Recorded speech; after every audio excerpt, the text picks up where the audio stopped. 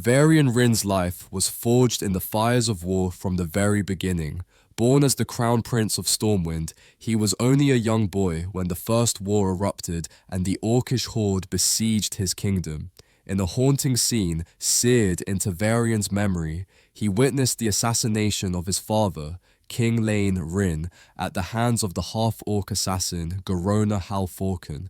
Stormwind fell to the horde's onslaught, and the 10-year-old Varian was forced to flee his burning homeland. Under the protection of the legendary knight Anduin Lothar, Varian and other survivors escaped by sea, seeking refuge in the northern kingdom of Lordaeron. In Lordaeron, young Varian found an unexpected foster family. King Tyrannus Menethil took the orphaned prince under his wing, treating Varian almost like a second son. Varian also formed a close friendship with Tyrannus' own son, Prince Arthas Menethil. The two boys bonded as brothers in arms. Varian often sparred with Arthas, helping toughen the younger prince and build a friendly rivalry between them.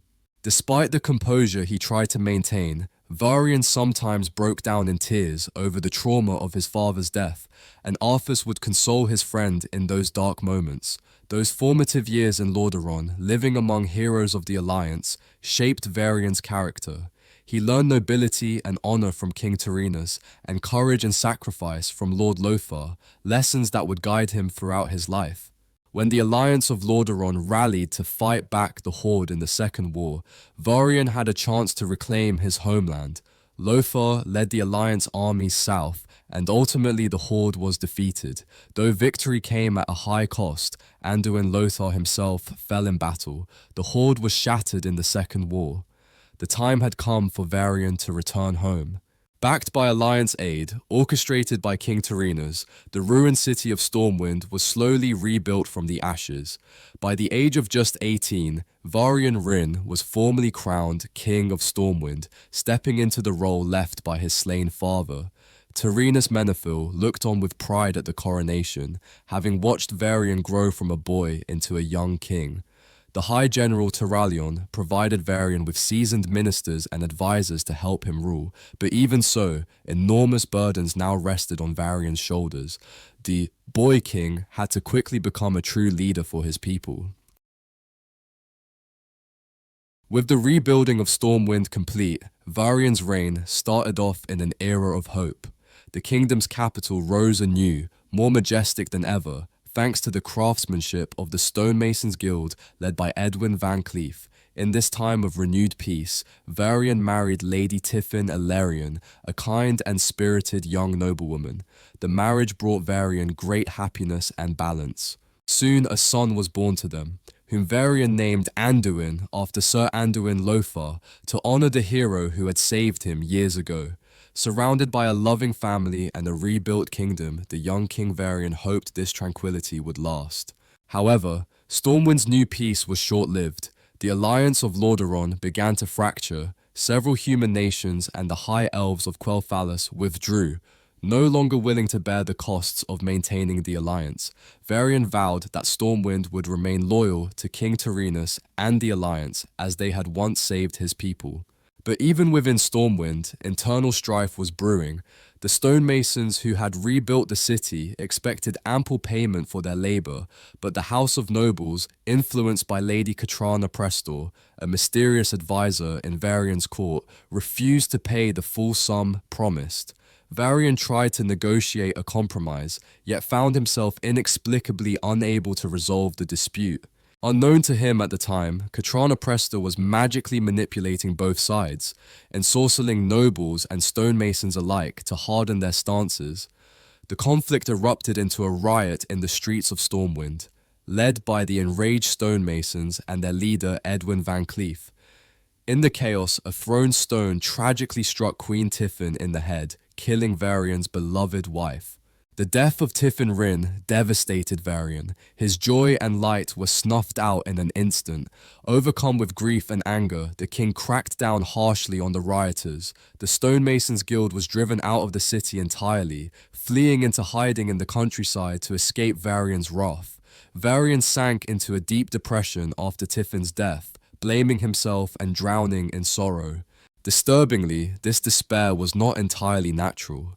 Lady Katrana Presta's sorcery subtly kept Varian in a fog of melancholy for years, sapping his will. Thus, through most of the Third War, King Varian was emotionally distant and politically weakened, barely participating on the world stage. In his absence, Katrana Prestor grew an influence at Stormwind's court, taking advantage of the grieving king's apathy. Despite his torpor, Varian's sense of duty to his son remained. He loved Anduin dearly and fought off at least one assassination attempt to protect the young prince. On one occasion, an assassin infiltrated Stormwind Keep and nearly killed Anduin, but Varian personally intervened and slew the attacker, saving his child. Acts like these showed the fierce devotion and courage still burning within the broken king. Over time, Varian's naturally strong will began to reassert itself. By the aftermath of the Third War, he started to shake off the mysterious cloud on his mind, unknowingly resisting Katrana's spell, and became more active in governing again. He vowed to build a better world for his son and people, learning from the mistakes of the past decade. But greater trials lay ahead for Varian, trials that would push him to the brink of his identity and sanity. Not long after the Third War, King Varian vanished under baffling circumstances. He embarked on a sea voyage to the island of Theramore for a planned diplomatic summit at Lady Jaina Proudmoore's invitation to discuss peace between the Alliance and Horde. However, Varian never arrived at Theramore. En route, he was captured in an elaborate ambush. Defire's Brotherhood mercenaries, the remnants of Van Cleef's stonemasons, attacked Varian's ship and took him prisoner. This kidnapping was no mere banditry. It was secretly orchestrated by none other than Katrana Prestor, who fed the Defiers information about Varian's route. Katrana's plot was far more nefarious than anyone realized. Her true identity was the Black Dragon Onyxia, hiding in human form within Stormwind's highest ranks. Onyxia had sown the very conflict that led to Tiffin's death and the Defias' creation, and now she moved to eliminate Varian entirely. Varian's captors delivered him to the remote island of Alcaz off Theramore's coast, where Onyxia intended to finish the job. The dragon wanted Stormwind's throne under her control, and the willful Varian was an obstacle. Using dark magic, Onyxia attempted to enslave Varian's mind or even split his being so she could more easily manipulate him. The ritual did not go as planned. At the critical moment, a Naga attack on the island interrupted Onyxia's spell. The result was extraordinary. The magic divided Varian into two separate individuals. Each embodied different aspects of Varian's persona. One was Varian's noble, compassionate side, a calmer, diplomatically minded self, and the other was Varian's fierce warrior spirit, brimming with strength and ferocity. This second Varian, courageous and headstrong, would come to be known by the orcish name Logosh, meaning ghost wolf, while his counterpart remained under Onyxia's sway. In the chaos on Alcaz Island, the Logosh Varian managed to escape captivity by leaping into the sea, presumed lost by Onyxia. The other Varian, weakened in will and confused, was left in the clutches of the conspirators. Onyxia arranged for this pliant version of Varian to be rescued and returned to Stormwind, where she continued to control him through subtle enchantment. Thus, a false King Varian resumed the throne, acting strangely frivolous and indifferent to state affairs. He became oddly subservient to Lady Katrana Presta's advice, to the dismay of Bolvar Fordragon, the regent, and young Anduin, who sensed something was off about the king's personality. The people of Stormwind were told their king had been ransomed from Defias kidnappers, explaining his absence, but few knew the truth that their king was essentially a magical imposter, half of himself. Meanwhile, the real Varian, the Logosh half with all the courage and combat skill, had his own trials to endure. Washed ashore with fragmented memories, Varian was soon enslaved by an orc gladiator trainer, Rhaegar Earthfury. The mighty king found himself reduced to a gladiator slave, forced to fight for the amusement of horde spectators in the arenas of Kalimdor. Varian battled under the name Logosh, after the ferocious wolf demigod of Horde legend, due to his uncanny prowess in combat. In the gladiator ring, he was unbeatable, teaming with allies like the night elf druid Brawl Bearmantle and the blood elf Valera Sanguinar, Varian cut down every foe he faced. He even won the Grand Crimson Ring tournament at Dire Maul, earning fame as the gladiator champion Logosh. The orcs marveled at his ferocity, unaware their champion was actually a human king. After months of slavery, Varian and his new comrades staged a daring escape. The trio broke free from their orc captors and set out on a journey to unravel Varian's lost identity. Guided by hazy memories and the hope that allies could help, they traveled to Theramore. There, Lady Jaina Proudmoore herself took the weary, amnesiac gladiator into her care. Through Jaina's magical aid and the help of the former guardian mage Egwin, Logosh Varian's memories were gradually restored. He saw visions of his life, the burning of Stormwind, the birth of his son Anduin, the death of his wife Tiffin, and crucially, the moment of his abduction. These revelations confirmed what Jaina had begun to suspect. Logosh was indeed Varian Wrynn, the missing king of Stormwind. Shocked but determined, Varian now understood that dark magic was behind his ordeal. He realized his memory blanks and the existence of a duplicate meant powerful enemies were at work. With Jaina's help, Varian set sail back to the Eastern Kingdoms, intent on confronting whatever evil had taken his kingdom and to reunite with his son. When Logosh Varian landed back on Alliance shores, a strange situation was unfolding. In Stormwind, the controlled Varian, still under Onyxia's influence, had been ruling in name, but his erratic behavior raised suspicions. Anduin Wrynn, though only a boy, noticed his father's personality had drastically changed. The king was aloof, spent coin lavishly, and deferred almost everything to Lady Katrana Prestor. High Lord Bolvar Fordragon, who had loyally served as regent, also grew uneasy with Varian's odd malleability and Katrana's dominance in court. Even King Magni Bronzebeard of Ironforge, on a diplomatic visit, was alarmed at Varian's refusal, under Katrana's counsel, to aid against a dark iron dwarf threat, behavior completely contrary to the real Varian's honorable character. Prince Anduin confided to Magni that he suspected something was very wrong with his father. Stormwind was on a knife's edge, its leadership corrupted at the highest level, while most remained oblivious. Logosh Varian's return to human lands set off a chain of events. Arriving in the wetlands, Varian and his companions encountered plots to kill him. Defire's Brotherhood agents, still working at Onyxia's behest, ambushed them, confirming that someone in Stormwind wanted Varian dead. A running battle ensued through Menethil Harbour and into the rugged roads south. Along the way, Varian gained allies, including the dwarf Fargas Anvilmar, sent by King Magni, and he also regained the last missing pieces of his memory. A fierce fight with a Naga sea witch left Varian with his signature twin facial scars, but also jogged memories of the Defier's assault, the spell that split him, and even Tiffin's funeral and his own coronation. With his identity fully restored at last, Varian accepted who he was. He embraced being king of Stormwind, despite the hardship it had brought. "I am Varian Wrynn," he declared, resolved to reclaim his throne and save his people. Eventually, Varian's band made it to Ironforge, where King Magni confirmed the troubling news. Another Varian was in Stormwind, acting unlike the true man Magni knew. All signs pointed to the court advisor Katrana Prestor as the puppeteer behind this crisis. Rallying support, Varian Logosh traveled to Stormwind with his allies to expose the deception. The showdown came to a head when both Varians confronted each other in Stormwind's throne room, one bewildered and ensorcelled, the other battle-hardened and furious.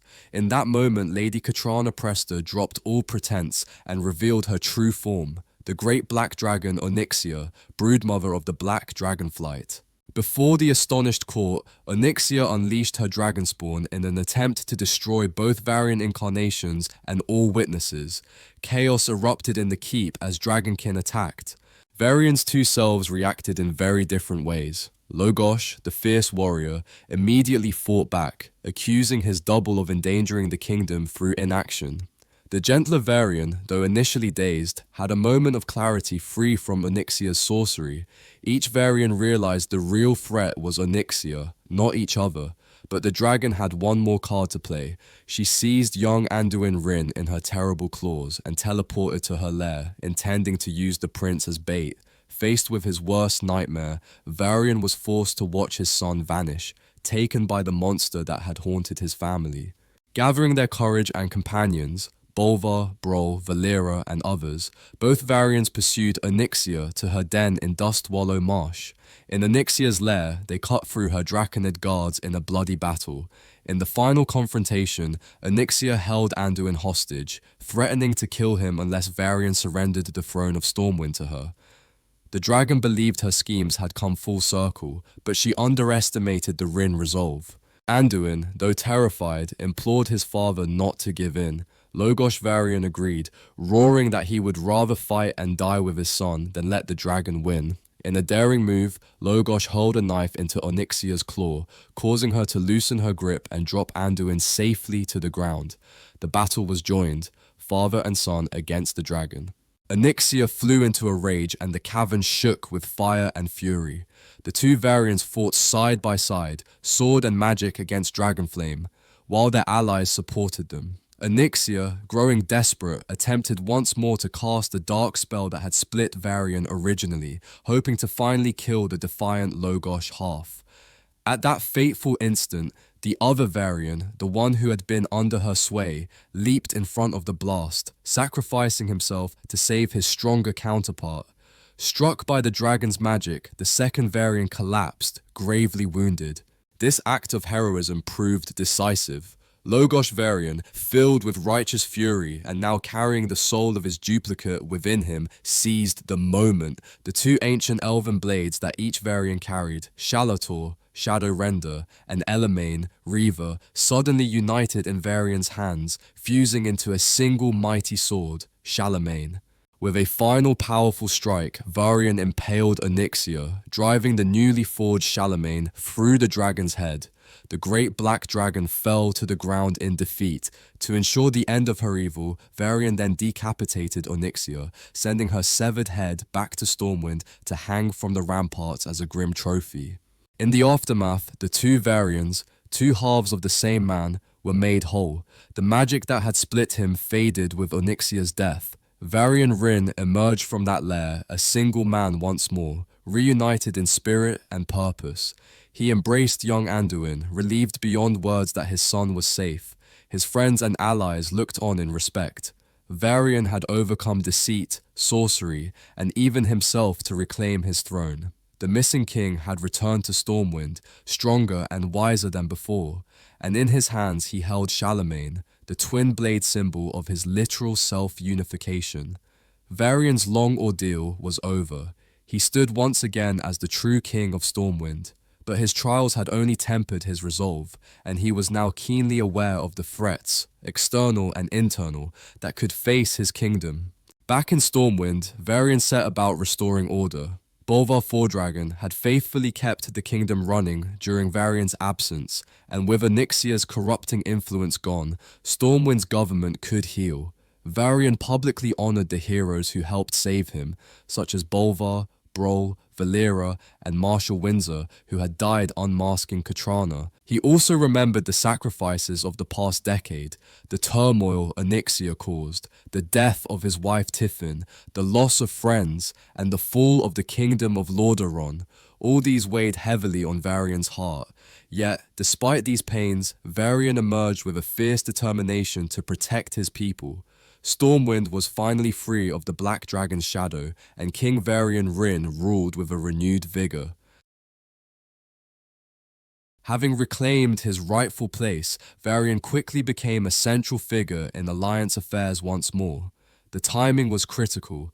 A new menace threatened Azeroth, the return of the Lich King in Northrend. Varian committed Stormwind's forces to the Northrend campaign, leading the Alliance in the fight against the Scourge. King Varian personally sailed to Northrend, bringing with him heroes like Bolvar Fordragon to push back Arthas's undead legions. But even as he focused on the war against the Lich King, Varian's old hatred of the Horde simmered beneath the surface. The trauma of the First War, his enslavement by orcs, and Onyxia's recent treachery had left Varian deeply distrustful of the Horde's motives. This animosity would soon explode into open conflict. The breaking point came at the infamous Roughgate incident. Alliance and Horde forces made a joint assault on Arthas's gates, only to be betrayed from within. Renegade Forsaken unleashed a blight that massacred both Alliance soldiers and Horde troops alike. In the chaos, High Lord Bolvar Fordragon was slain by the poison and the Lich King's flames, an immeasurable loss for the Alliance. Varian was enraged. When evidence emerged that Putris and Varamathras, Forsaken rebels, were behind the atrocity, Varian still held the Horde as a whole responsible. After all, it was Sylvanus' people who brewed the blight. Varian led a swift reprisal. Alliance forces, with Varian and Jaina, marched on the Undercity in Lordaeron to take down the perpetrators. There, Varian's grief and anger boiled over. He not only battled the demons infesting Undercity, but also clashed with the Horde leadership. Deep beneath the ruins of Lordaeron, Varian confronted Warchief Thrall and the Horde champions, who had also come to retake the city from the traitors. Seeing Thrall and Sylvanus there, Varian accused them of Horde duplicity. Blaming the Horde for Bolvar's death, Varian's long-harbored fury exploded. He drew his sword on Thrall, intent on vengeance. A battle nearly erupted between Alliance and Horde right there in Undercity's halls. It was only due to Jaina Proudmoore's intervention. She magically teleported Varian and his men out of the Undercity before blood could spill. That open war was averted. From that moment, however, Varian's mindset was set. The peace that Jaina and others hoped for with the Horde was to him a naive dream. Climbing out of the ruins, Varian declared that the Horde had been left unchecked for too long, and that the time has come to make things right. In effect, King Varian declared war on the Horde, viewing them irredeemably as monsters due to all he had suffered. This attitude hardened as the Northrend campaign continued. Varian refused to cooperate with the Horde's efforts. Tensions remained high at every turn. Yet, even in war, Varian was capable of honor and empathy. One poignant event during the Icecrown Citadel offensive proved this. When the Alliance forces eventually fought their way to Arthas, King Varian stood witness to a tragedy on the battlefield. High Overlord Saurfang of the Horde came to collect the body of his son, Dranosh Saurfang, who had fallen to the Scourge. Varian initially moved to attack this Horde leader, but seeing the elder Saurfang's profound grief, Varian paused. In that moment, Varian was reminded that even his enemies felt the same love and loss he did. He ordered his men to stand down and, in a gesture of respect, allowed Saurfang to reclaim his son's body without incident. The Lich King was ultimately defeated not long after. As peace returned, Varian faced a new challenge, learning to temper his rage and become the leader the Alliance needed. His close friend and ally Jaina often urged him to find common ground with the Horde, or at least not let hatred rule him. But Varian struggled. The burdens of kingship and memories of past horrors weighed heavy on his soul. In these years, Varian's inner duality, the metaphorical Logosh wolf side and the noble king side, still warred within him. It would take more personal growth and guidance from new allies and even his son for Varian to truly reconcile those halves. After the Scourge War, the world did not stay tranquil for long. The cataclysm struck. The Black Dragon aspect, Deathwing, shattered the world, bringing new upheaval. In this crisis, Varian Wrynn had to step up not just as King of Stormwind, but as the de facto leader of the entire Alliance. Some questioned if the sometimes hot-headed, Horde-hating Varian was fit to rally all the Alliance races in unity. Even Varian himself had doubts, haunted by past mistakes. These doubts came to the forefront during the events recounted in the novel Wolfheart, which chronicles Varian's journey to overcome his inner fury and earn the title of High King of the Alliance. One early test came when the kingdom of Gilneas, the Worgen nation, sought to rejoin the Alliance after Cataclysm. Varian's initial reaction was bitterness. He still resented that Gilneas had abandoned the Alliance during the Third War. At a summit in Darnassus to decide Gilneas' admission, Varian lashed out at Gen Greymane, the Gilnean leader, calling his people cowardly mongrels and flatly refusing to accept them. This outburst nearly torpedoed the Alliance's unity, and it showed Varian's lingering inability to let go of grudges. High Priestess Tyrande and Archdruid Malfurion were disappointed, urging Varian to reconsider, but he stormed off in cynicism, citing all the failures and turmoil in his life. Varian openly confessed that the tragedies under Onyxia's influence, the death of his wife Tiffin, the betrayal in Lordaeron, all these left him feeling unworthy of being humanity's leader, and he projected that harsh judgment onto others like Gen. When his son Anduin overheard this argument and then declared he would rather journey with the prophet Velen than return home with Varian, it broke Varian's heart. In a moment of desperation, Varian even grabbed Anduin's arm in anger, accidentally hurting him and nearly alienating his son completely. Anduin left for his studies abroad, and Varian was left ashamed and alone with his regrets. Recognizing Varian's turmoil, Malfurion and others arranged an intervention of sorts. Varian joined Gen Greymane on a Worgen hunting trip in the forests of Night Elf lands, a setup to force the two to work together. Despite initial clashes of ego, a life-threatening encounter with a giant bear forced Varian and Gen to cooperate to save an innocent night elf. Varian struck the killing blow on the beast, and the Gilneans honored him for it. For the first time, Varian saw Gen not as an enemy, but as a fellow warrior and father who had also lost a son. Gen's son had died in Gilneas. Humbled, Varian later sought Gen's counsel on how to control his own inner rage. Gen introduced Varian to a druidic ritual the Worgen used to balance their feral fury with human reason. In a moonlit grove, Varian drank from the wells of tranquility, balance and fury, all at once. An intense trial that mirrored the battles in his soul. During this ritual, Varian experienced visions of his life. In the Trial of Tranquility, he relived the peaceful days of his early childhood before the Orc invasion, a time of happiness with his parents that, though cut short, could never be erased by trauma. He accepted that despite war stealing his childhood, the love and values of those years still lived within him. In the Trial of Balance, Varian saw himself as the young king, struggling with depression behind a facade of confidence. He remembered how Tiffin's love had brought laughter into his life and balanced his brooding nature. From this, Varian realized he must let go of guilt over Tiffin's death and learn to forgive himself and others. He vowed to move forward, carrying Tiffin's memory as inspiration rather than despair. In the Trial of Fury, Varian confronted what he valued most, Anduin, his son. He acknowledged that his fear for Anduin's safety had made him overprotective and angry. He saw how his uncontrolled rage, Logosh persona, had hurt Anduin and driven him away. In the vision, Varian turned his rage inward, determining that he would no longer be ruled by anger.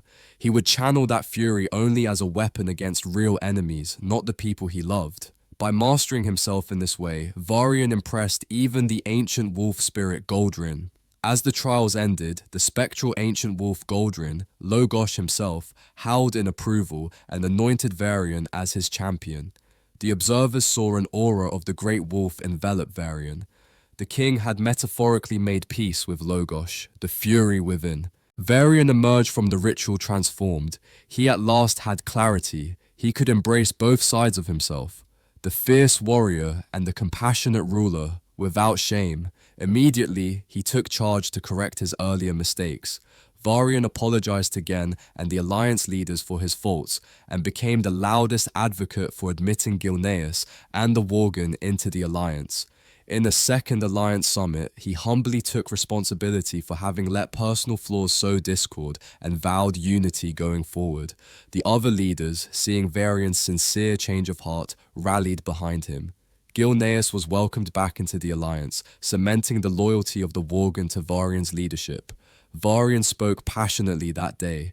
Many threats were rising in the new post-Cataclysm world, and the Alliance had to stand together, matching the Horde's fury with their own righteous determination to survive and protect Azeroth.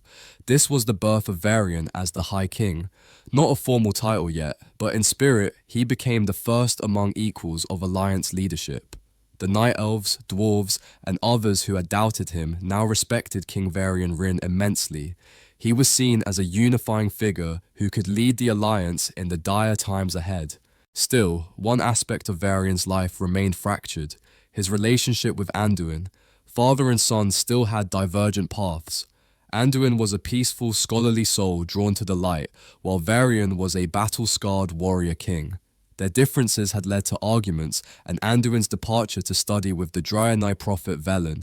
Varian feared that Anduin might not grow into the strong leader Stormwind would need one day. This personal fear was laid bare on Remembrance Day, an annual memorial day, when Varian was haunted by nightmares of his father Lane's death and the prophecy, "This is how it always ends," with Wrynn kings echoing in his mind. On that day, a series of events unfolded, chronicled in the short story Blood of Our Fathers. Varian lost his temper at bickering nobles, roaring that if they see him as a monster for his ferocity, then he is the monster Stormwind needs to keep it safe. To his embarrassment, Anduin arrived during this tirade and was horrified. It seemed nothing had changed since their last fight. Varian dismissed the court in shame, left brooding that no one, not even his son, understood the burdens he bore. Guided by Archbishop Benedictus and Jaina, Varian went to visit Queen Tiffin's grave in Stormwind's cemetery, where Anduin was also brought in hopes of reconciliation. In a heartfelt moment, Benedictus presented Varian with a gift, the long-lost key to Tiffin's locket, which Varian had kept for years as a reminder of responsibility. The Archbishop wisely understood that healing Varian's family was key to healing Varian himself. At the grave, father and son finally opened up to each other. Anduin asked Varian pointedly if the world was dying. Varian answered with hard-won wisdom, "Everything in the world, even kingdoms and kings, passes in cycles, but virtues like truth, honor, duty, and love outlast everything." Hearing his son add love to that list made Varian realize what truly mattered. In that moment, Varian took the key and unlocked Tiffin's silver locket, which held a portrait and memories of better times. He placed the locket around Anduin's neck, passing it on to his son. Varian admitted he had been blind to the man Anduin had become. He told Anduin he possessed a different kind of courage and strength, the strength to bend with the winds of change rather than break, just like Tiffin had. Varian now believed Anduin's compassionate heart would one day make him the greatest of Wrynn kings, precisely because he was not like Varian in all ways. At that tender moment, assassins struck. Twilight's hammer cultists sprang from the shadows to kill the king. Varian and Anduin fought back to back amid the gravestones, fending off fell-powered killers. Anduin shielded his father with holy magic. Varian leapt and struck with Charlemagne. The two fought in perfect sync, defending one another. It was father and son as a team, each complementing the other's style. They dispatched waves of attackers, but a monstrous Twilight Draconid emerged as the final foe, nearly overwhelming them.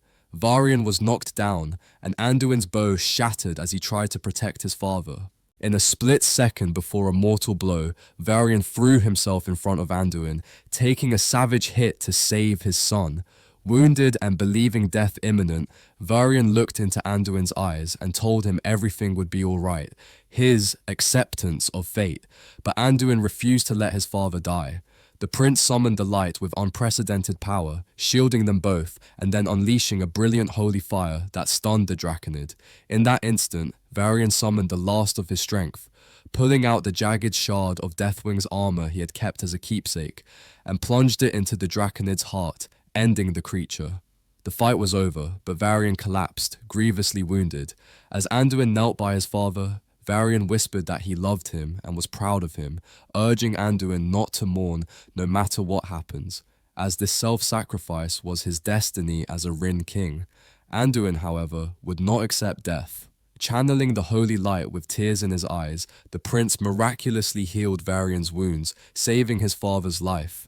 Later that day, Varian and Anduin appeared together, battered but alive, at the Remembrance Day ceremony in Stormwind. Leaning on each other for support, they presented a united front to the shocked crowd. Varian realized he had not even prepared a speech, but now he didn't need to. Clarity had come to him. He spoke from the heart, delivering one of the most rousing speeches of his career. Varian acknowledged his own faults, but reassured the people that everything he did was for their safety. Stormwind had endured Deathwing's devastation, but it would always rebuild and stand vigilant against any foe. Each generation has the chance to become the greatest heroes by learning from adversity. Critically, Varian stated that while strength and steel had won past wars, the future might require leaders who heal instead of merely fight, those who mend the world rather than break the enemy. It was a clear nod to Anduin's values and the idea that lasting peace cannot be achieved by hate and violence alone. The crowd erupted in cheers at Varian's enlightened words. King Varian's transformation was complete. No longer just the Logosh warrior king, he had embraced wisdom, compassion, and hope for peace, much of it learned from Anduin. Varian felt, for the first time in years, truly at home and at peace with himself. He was proud of his people, proud to be a father, and proud to be human, with all the capacity for love and forgiveness that entailed. Having conquered his inner demons, Varian Wrynn was now ready to lead the Alliance into a new era, one where he could temper strength with wisdom. And timely it was, for the Horde Alliance conflict was about to escalate once again. In the aftermath of Deathwing's defeat, tensions with the Horde still simmered. The next flashpoint came with the discovery of Pandaria, a long-hidden continent that both Alliance and Horde forces suddenly found themselves vying over. Garrosh Hellscream, now war chief of the Horde, hungered for Pandaria's resources and secrets, and the Alliance moved to counter his aggression. Varian, having grown into the role of Alliance High King, took charge of the Alliance expedition to Pandaria. When the mists around Pandaria parted, Varian dispatched the Alliance fleet. He personally arrived on Pandaria's southern shores some months later, establishing Lion's Landing as an Alliance beachhead. In initial operations, Varian fought alongside Alliance adventurers to secure territory from Horde scouts, demonstrating his battlefield leadership. He negotiated with local Pandarian allies, like the Explorers League teams, to band together for mutual benefit, remarking that leadership is about binding people together for a common cause. Soon after, Varian was joyously reunited with Prince Anduin, who had traveled to Pandaria earlier. Father and son agreed to support each other's aims. Varian assured Anduin that he fought the Horde not out of hatred, but out of love for what was right, to defend peace and protect the innocent. He asked Anduin to trust him and to lend his wisdom to the campaign, and Anduin accepted. The two would tackle the Pandarian conflict as partners, symbolizing how far their relationship had come. One of Varian's first major tests in Pandaria was diffusing a volatile situation at the Temple of the Red Crane. Tyrande Whisperwind led Night Elf forces chasing a Horde unit into the sacred temple grounds, eager for a swift assault. Anduin cautioned Varian that the temple was a holy site still recovering from a Shah dark spirit infestation, and that a battle there could be disastrous. Varian listened to his son's counsel. Sensing that Garrosh was trying to bait the Alliance into overextending, Varian devised a patient strategy. In the scenario known as A Little Patience, Varian refrained from a head-on attack. Instead, he cleverly set traps and lured the Horde forces out from the temple. His strategy worked brilliantly. The Horde army was decimated with minimal Alliance losses. Tyrande, initially frustrated by the delay, witnessed the success of Varian's approach and was duly impressed. By showing restraint and tactical cunning, Varian proved to the Night Elves that he could lead with more than brute force. Tyrande pledged the full support of the Night Elves to Varian's command after that victory, solidifying his authority as High King. Varian continued to guide the Alliance through the complex Pandaria campaign. He made decisions balancing military might with moral considerations. For instance, when confronted with the mysterious negative energy of the Shah, Varian heeded Anduin's warning not to attempt to weaponize such dark power. At a war council in the Shrine of Seven Stars, some advisors argued the Shah could be harnessed. But Varian, backed by Anduin, rejected this perilous idea. He forbade using Shah magic, destroying a manifestation of hatred on the spot, agreeing that the cost to one's soul was too high. This showed Varian's growth. A younger Varian might have eagerly sought any advantage to defeat the Horde, but now he displayed prudence and ethics in war. The Alliance also had to deal with developments outside Pandaria. During this time, Jaina Proudmoore uncovered treachery by the Sunreaver Blood Elves in Dalaran, who had abetted Garrosh in stealing a powerful artifact. Jaina unilaterally launched the Purge of Dalaran, expelling the Horde-aligned elves and effectively bringing the neutral Kirin Tor fully into the Alliance. When Jaina informed Varian of this, he was grateful for the Kirin Tor's support, but scolded Jaina for not consulting him. Her actions, while punishing Garrosh's collaborators, also drove the rest of the Blood Elves firmly back into the Horde camp, ruining Varian's own quiet attempts to court the Blood Elves to rejoin the Alliance. Varian emphasized that the Alliance needed to act as one, coordinating their strategies. Despite the setback, Varian pressed on, focusing on the bigger objective, stopping Garrosh. That goal took on urgency when Garrosh Hellscream unearthed an ancient evil artifact, the Divine Bell, and tried to use it to weaponize Shah energies. It was Anduin who ultimately foiled Garrosh's plan. The prince confronted Garrosh and shattered the bell with a blast of light, but Garrosh retaliated by shattering Anduin's bones with a strike of anger. Varian was terrified for his son. He rushed Velen to Anduin's side to heal him. As Anduin slowly recovered from grievous injuries, Varian's resolve hardened like steel. Now it was personal. Garrosh had nearly killed his boy. Varian swore he would be the one to end Garrosh's reign. And with the Horde Warchief's depravity laid bare, Varian declared the Alliance would deliver the final blow to the Horde's tyranny. Varian's opportunity came as Garrosh's excesses ignited a rebellion within the Horde.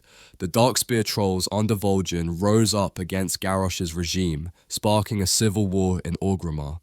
Ever the strategist, Varian quietly supported the rebellion from the shadows. In the escalation phase, he sent SI-7 agents to Durotar, who made secret contact with Vol'jin's rebels. Varian's agents provided intel and even coordinated a plan to let the Horde's factions wear each other down, a calculated move to spare Alliance lives. In a letter, Varian commended his champion for brokering this sly cooperation and admitted he still didn't trust Vol'jin, but agreed it was the right call. As rebellion flames engulfed Orgrimmar, Varian amassed the Alliance fleet for a full invasion, ready to strike once the Horde had cracked from within. Finally, the time came for the Siege of Orgrimmar, the decisive offensive to topple Garrosh. Alliance forces under Varian joined with Horde rebels, led by Vol'jin outside Orgrimmar's gates. In the climactic assault, Varian fought on the front lines alongside heroes from both factions. He, Jaina, and Varisa Windrunner landed with the fleet at Bladefist Bay, battling their way into the city's outskirts. Varian coordinated Alliance champions to reinforce Vol'jin's trolls and Tyranda's Night Elf sentinels at the city gates. As the combined Alliance rebel army pushed into Orgrimmar's depths, Varian personally aided in clearing out Garrosh's fanatical Kor'kron guards. Eventually, the joint forces cornered Garrosh beneath Orgrimmar in the chambers housing the dark heart of Y'Shaarj that Garrosh had been trying to harness. Garrosh was finally defeated by elite Alliance and Horde adventurers. As the defeated warchief lay unconscious, Varian came upon Thrall preparing to execute Garrosh in vengeance. Varian boldly intervened, stopping Thrall's killing blow. He proclaimed that Garrosh's punishment was not for any one person to decide. This surprised Thrall, but before conflict could spark, Pandaria's wise monk Taranzu suggested Garrosh be taken to Pandaria to stand trial for his crimes. A neutral solution Varian accepted. Garrosh Hellscream was chained and hauled away to face justice in Pandaria, with Varian and Thrall reluctantly agreeing to let due process decide the fate of the war criminal. With Garrosh removed, the battle was won, but now Varian faced the assembled Horde leaders and the question of Orgrimmar's fate. The Horde was broken and leaderless for the moment. Jaina Proudmoore urged Varian to seize the moment, to dismantle the Horde once and for all, to end the faction war permanently by conquering them. Not long ago, Varian might have eagerly agreed, but the Varian of today was more measured. He remembered how some Horde like Vol'jin and Bane had turned against Garrosh and helped end his tyranny. So Varian marched alone, flanked by Alliance soldiers, into the heart of the battered horde's gathering.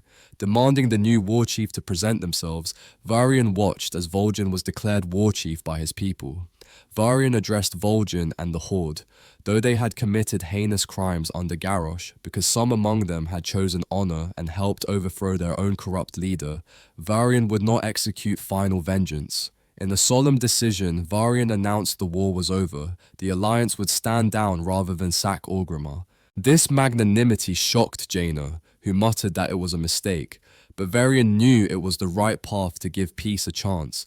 However, Varian issued a grave warning.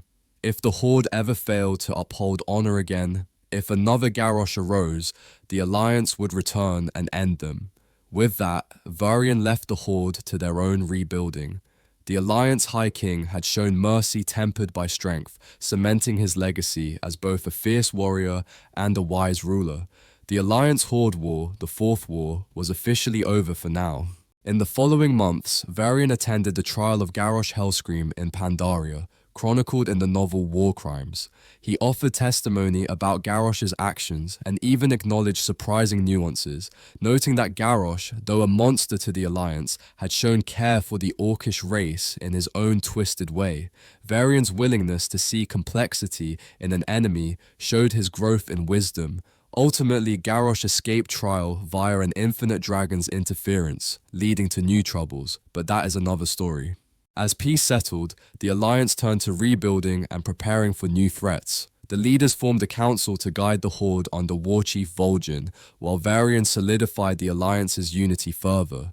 He became a mentor of sorts to some younger leaders. For instance, he had earlier helped resolve Ironforge's political crisis by supporting the Council of Three Hammers after Moira Thorison's Dark Iron coup. The dwarves never forgot that, and Varian had earned the trust of all three dwarven factions, something invaluable to Alliance stability. In the years that followed the siege of Orgrimmar, King Varian presided over a time of relative calm and reconstruction. The next threat came indirectly from a most unlikely source. The warlord Garrosh, after escaping trial, went back in time to an alternate reality, to Draenor, creating the Iron Horde.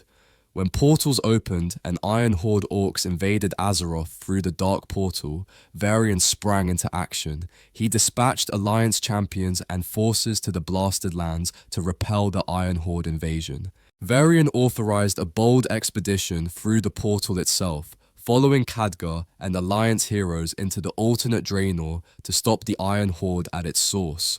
Though Varian himself remained on Azeroth to govern, he chose trusted paladins like Marad and commanders like Admiral Taylor to lead on Draenor, and even recommended Alliance adventurers for leadership roles there. Throughout the Draenor campaign, Varian kept close correspondence. When Wrathion, the Black Prince, was sighted meddling on Draenor, Varian was informed. As Alliance commanders proved themselves by building garrisons and winning battles, Varian promoted the adventurer leading the Draenor troops to general of the Alliance forces in that world. Late in the Draenor War, after Gul'dan, freed by Garrosh's actions, took control of the Iron Horde, Varian even traveled to Draenor in person. He visited the Alliance base of Lunarfall to plan the final assault on the enemy's stronghold in Tanaan Jungle. Varian advised building a shipyard to attack Tanaan, showing his strategic acumen spanned worlds now. Indeed, when the Alliance and Horde ultimately defeated the corrupted demon lord Archimonde at Hellfire Citadel, Varian arrived with the Alliance fleet to secure the victory. In the symbolic closing scene of the Draenor campaign, Varian spoke with the Draenei leader Irel, praising the courage of Draenor's defenders and promising that the Alliance would never fail to stand against the Legion as a united front. Little did he know how soon that promise would be tested. While Draenor was an alternate world, its events directly led to Azeroth's next great danger, the Burning Legion's third invasion. Gul'dan, having survived Draenor, was sent by Archimonde to Azeroth's main timeline to usher in the Legion. Varian and Anduin were forewarned of the Legion's return by Archmage Khadgar, who flew to Stormwind to deliver the grim news. The Legion had already begun attacking the Broken Isles, aiming to open a gigantic portal at the tomb of Sargeras. The Alliance and Horde raised their armies for an unprecedented joint preemptive strike on the Legion at the Broken Shore. Though faction leaders had mistrust, they agreed to fight a common enemy together one more time. King Varian Wrynn took personal command of the Alliance expedition, knowing the stakes. He had a premonition this battle could be his last. As the fleet sailed toward the Broken Shore, Varian put quill to parchment and wrote a final letter to Anduin to be delivered in case he did not return. In it, he poured out his heart to his son in perhaps the most candid words Varian ever wrote. "My son, a terrible darkness has returned to our world. As before, it seeks to annihilate everything that we hold dear. I go to face it, knowing I may not return. All my life I have lived by the sword. It's been difficult for me to trust after losing so much, but from you I have learned patience, tolerance, and faith. Anduin, I now believe as you do that peace is the noblest aspiration, but to preserve it, you must be willing to fight." In those lines, Varian expressed how Anduin's influence had changed him and imparted his final lesson, that sometimes peace can only be safeguarded by courageous sacrifice. Varian tucked this letter away with a trusted ally, along with a compass Anduin had given him as a good luck charm years ago. Steeling himself, Varian stood at the prow of his flagship, ready to face the Legion. The Battle of the Broken Shore was brutal from the outset. As Alliance gunships approached the shore, swarms of Legion fellbats attacked from the sky. Varian barked orders, and Alliance Griffin riders engaged the bat swarms. Suddenly, a massive demon, an infernal abyssal, smashed into Varian's gunship, tearing apart its engines. Sylvanas Windrunner, leading the Horde's Forsaken from a neighboring Horde gunship, unexpectedly aided Varian. She leapt onto the Alliance ship with her rangers, and together, Sylvanas and Varian slew the hulking demon on Varian's deck. It was a moment of rare cooperation, and a nod of respect passed between the two leaders. But the victory was short-lived, as Varian's gunship, heavily damaged, began to crash. It collided with the Horde's gunship, and both vessels went down in flames over the coastline. Varian plunged into the cold sea amidst wreckage and drowning soldiers. Shedding heavy plate armor, he dragged himself ashore, soaked and determined to continue the fight.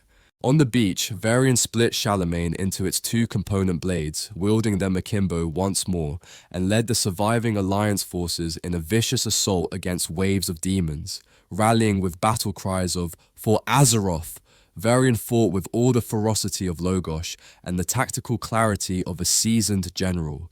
Gen Greymane and Jaina Proudmoore joined him with other champions as they carved a path up the ridge toward the tomb of Sargeras. Along the way, they rescued several Argent Crusaders who had been captured.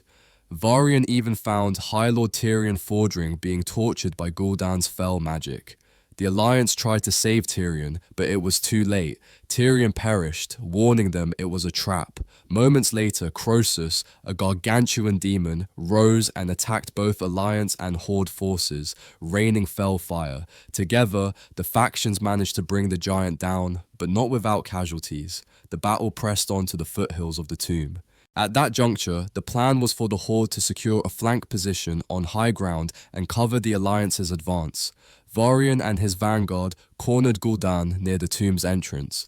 Varian confidently told Gul'dan he would have a quick death for his crimes, but Gul'dan only sneered. Suddenly, he summoned a vast reinforcement of demons, more than anyone anticipated. The tide turned. The Alliance became overrun. Varian, realizing the Alliance would be overwhelmed, called for an immediate gunship evacuation. It was the only chance to save any lives.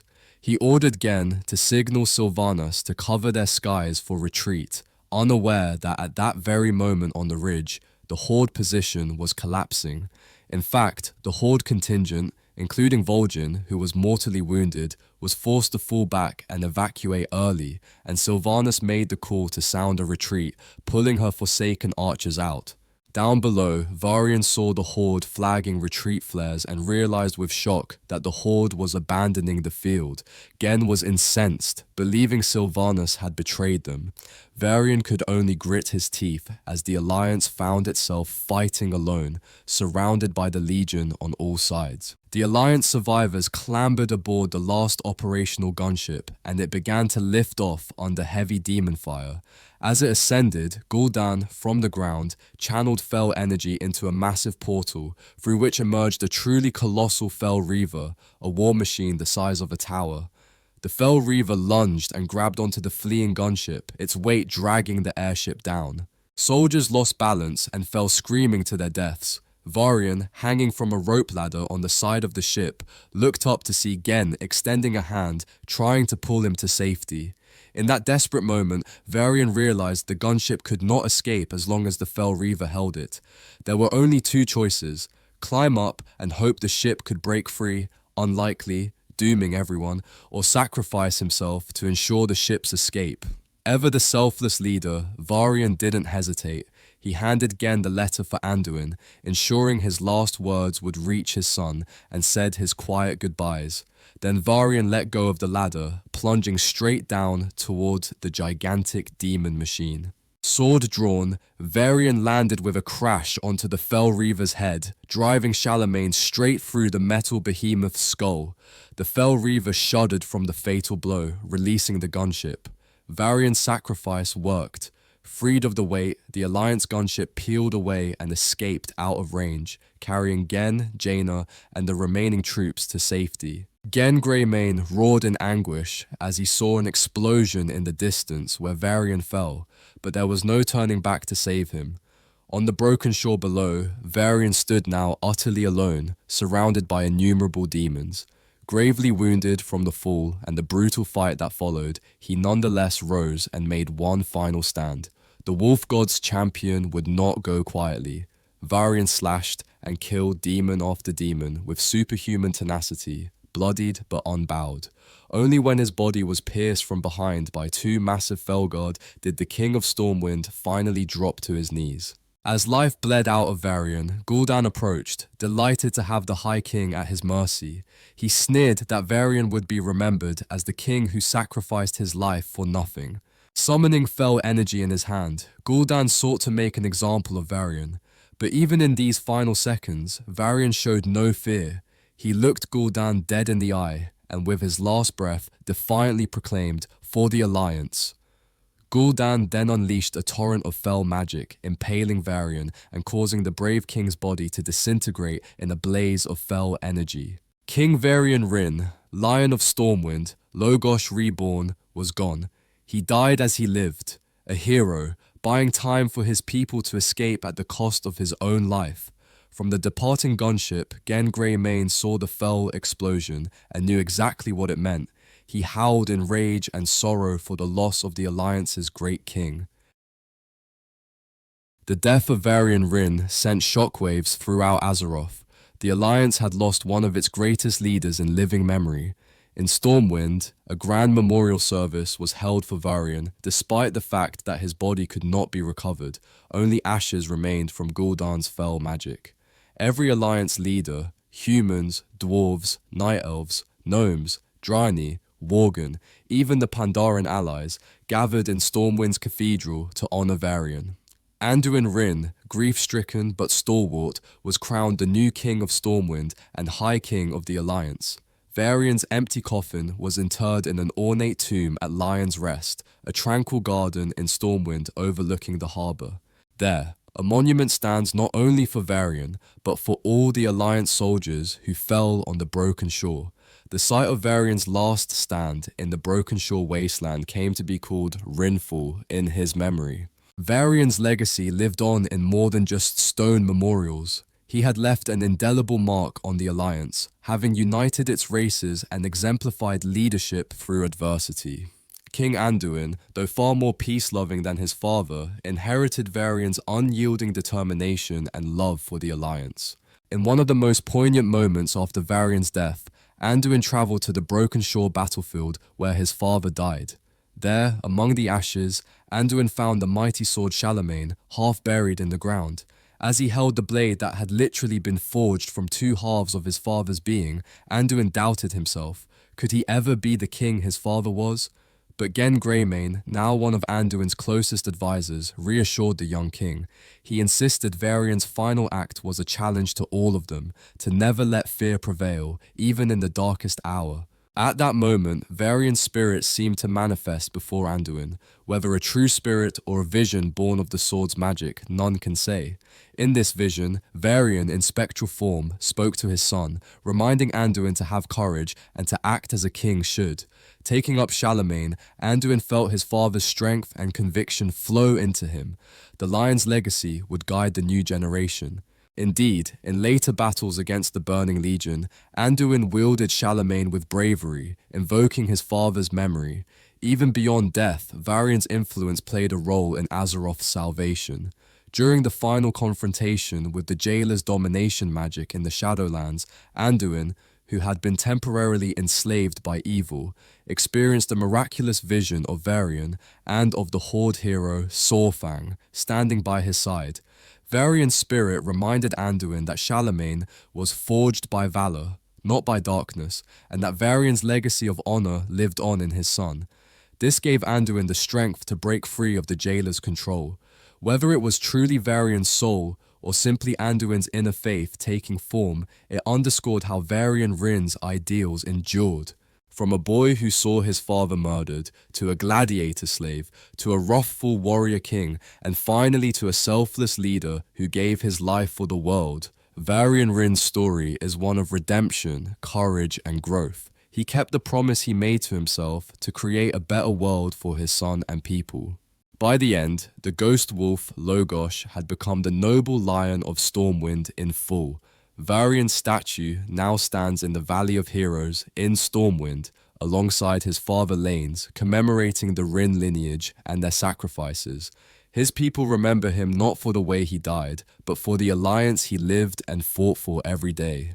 And in the hearts of all who carry on the fight for Azeroth, whenever courage and leadership are needed, the spirit of Varian Wrynn lives on. As Varian himself once said in his final letter, times may change and darkness may return, but as long as heroes are willing to stand and fight for peace, the Alliance will never falter. Varian Wrynn, High King of the Alliance, proved those words true with the story of his life.